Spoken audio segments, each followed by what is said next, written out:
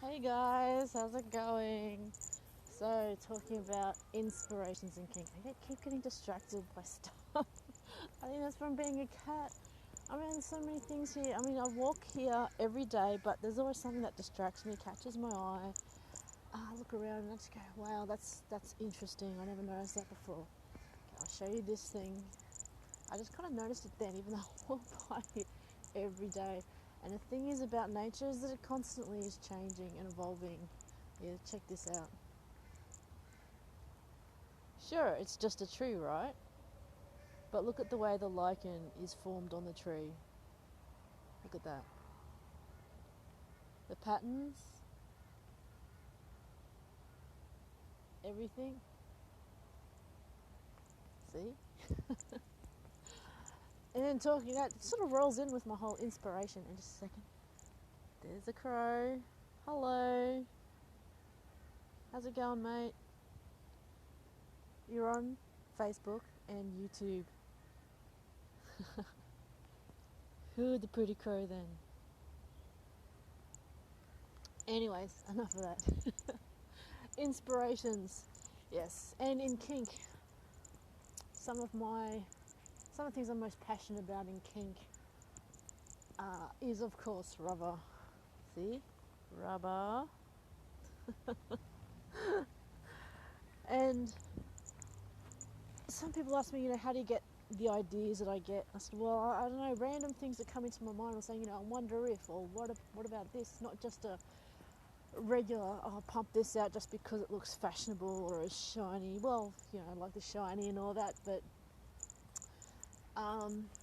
the whole keeping up with fashion and trends and all that, I think that's a whole part of fear of missing out. Whereas to me, I like to, I guess, sit down, have a think about things, look at what I'm interested in, and use that as an inspiration for, what I do. Not people, not the latest fashion trends, not basically what's trendy, because that goes out of style. Things that I'm interested in, that inspire me. And I talk a bit about, inspiring submission and dominance in, partners and all that. And that's a whole part of it, where you could look at some things, everyday life things, and just go, okay, that's a different perspective. So when I talk about rubber, it's definitely a passion of mine. It's very inspiring. I look at ideas, I look at normal stuff that I could bring into rubber or rubber into normal things, and I've been doing it for quite a while, like 4 or 5 years. I've been doing it, but the people that have taught me have been into rubber since I was actually born. Oh my God. Learning off them has been awesome, and talking with them even around the world. Just chatting with them, swapping ideas, techniques and all that sort of stuff. We've been pretty open about it, just talking with people and all that.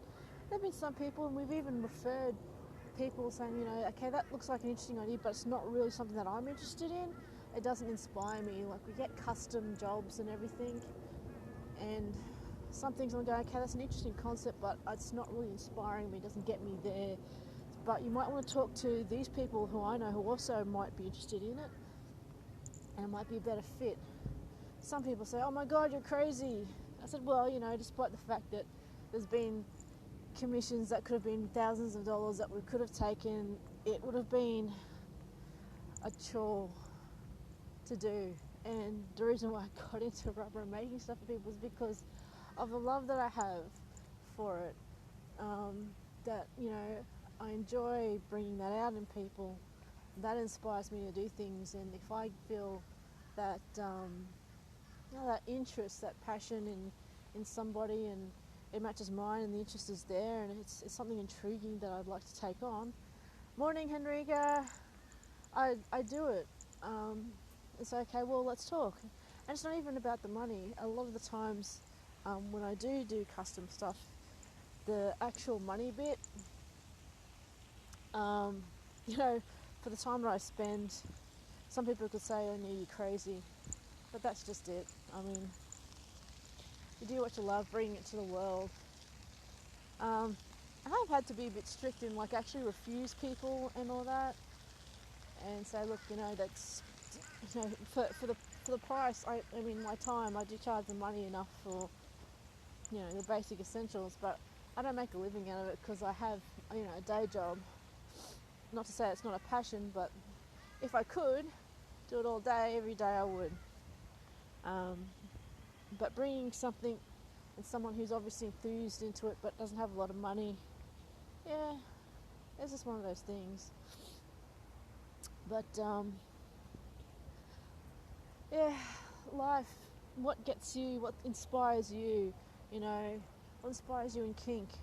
It's could be something normal every day that you bring into kink, inspires something that you just want to do. Like, there's quite a few people I know who get Dexter moments, you know.